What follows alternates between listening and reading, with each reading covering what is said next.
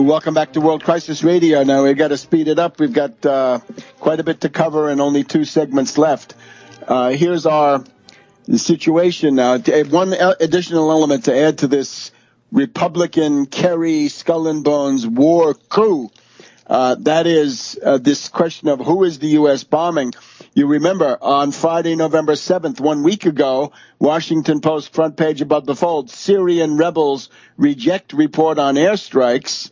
And you'll recall in that one we had Charles Lister of the Brookings Institution Doha Center in Qatar saying that this was a huge turning point. The U.S. had bombed Nusra in addition to ISIS, and they reported all kinds of rage among various terrorist circles.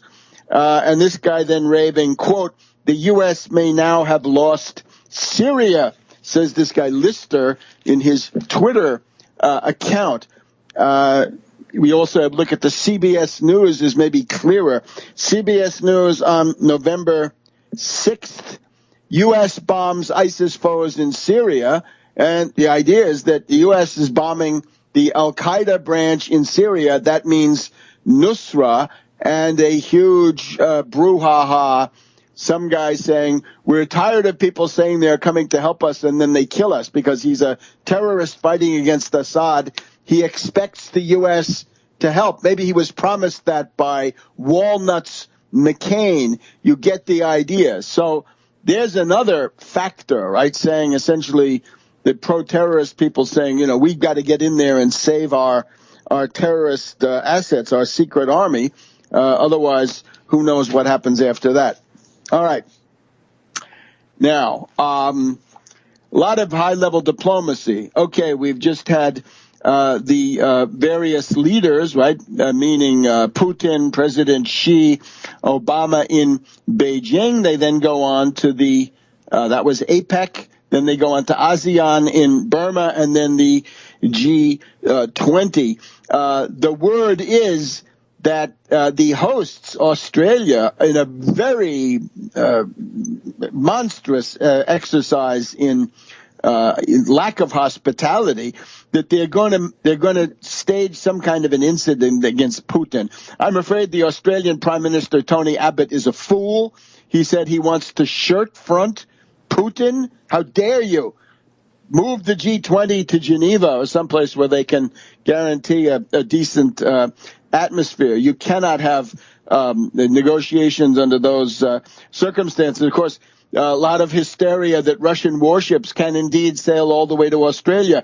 Defense Minister Shoigu warning that it's necessary for Russia to conduct various kinds of reconnaissance operations in the Caribbean, the Gulf of Mexico, and so forth. Those are those bear bombers that come up over the Kola Peninsula and above Scandinavia, and they fly down the eastern coast of the United States in international airspace and then land in Cuba or someplace like this. Not so surprising. Cameron opening his yap, getting into the act, right? Perfide Albion, he says, the weaker Russia gets, the more assertive you are.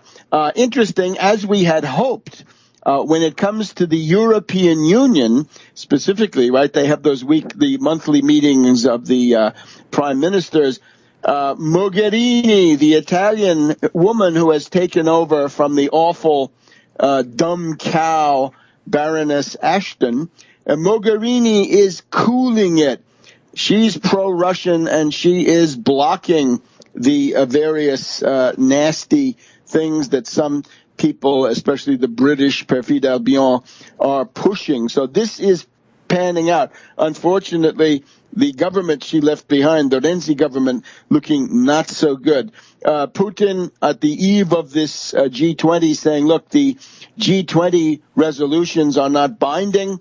They had promised to do things in the past that they didn't do, and sanctions, of course, hurt everybody. Russian media also points out, you remember this phantom submarine that the Swedish military said that they had found. This called up, of course, the memories of Whiskey on the Rocks back in the 1980s when a submarine really did run aground.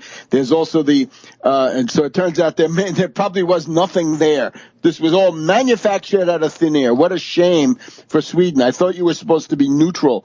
And then the Mistral, these amphibious assault ships built by France and sold to Russia.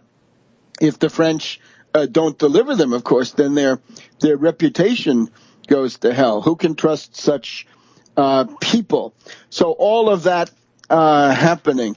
Now, concerning the Middle East, the 24th of November is supposed to be the date at which the nuclear negotiations between the Permanent Five plus one Germany comes to a conclusion. A lot of people speculating it may simply be prolonged. We here absolutely support a U.S., Iran, or Perm 5 plus 1 nuclear deal with Iran. The name of the game here is war avoidance. And the demands, I think, are they're clearly unacceptable.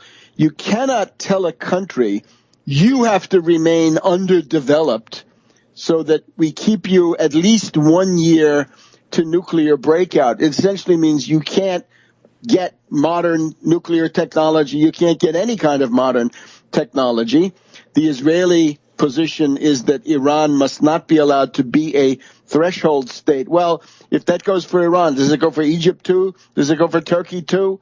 I think this is absolutely absurd. It is selective and vindictive, and it's going nowhere because Russia has now announced that they will be building a total of 8 nuclear reactors, quite possibly, starting with 2 and then most likely 6 more over time. And I would just point this out. In terms of economic development, what's behind the scenes at that G20, there is a demand from the less developed countries for $1 trillion of infrastructure investment. That's good. The only way you're going to get that at a decent rate, close to zero, since there's clearly an asset which can serve as collateral, the only way you're going to get that is if it's done by nationalizing the central banks. A revived export-import bank could also play a big role. But here you're going to have some kind of an international authority. Please look at Surviving the Cataclysm, where I write about the multilateral development bank, the true replacement of the International Monetary Fund. Of course, now that we have the BRICS Bank, why does the BRICS Bank not step in? Unfortunately, they don't have the trillion. But between the U.S., Japan, and the West, you could get to a trillion. The other one is the International Energy Agency has announced their study that between 2015 and 2040, about 200 aging nuclear reactors have got to be decommissioned, shut down, and dismantled.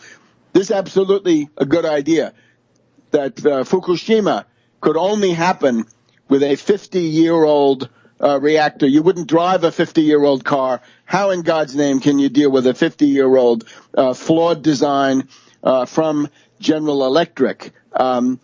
44% of these reactors are in the European Union, 16% the U.S., 12% Japan. So there's investment of about $100 billion just to decommission these reactors. They've then got to be replaced by what?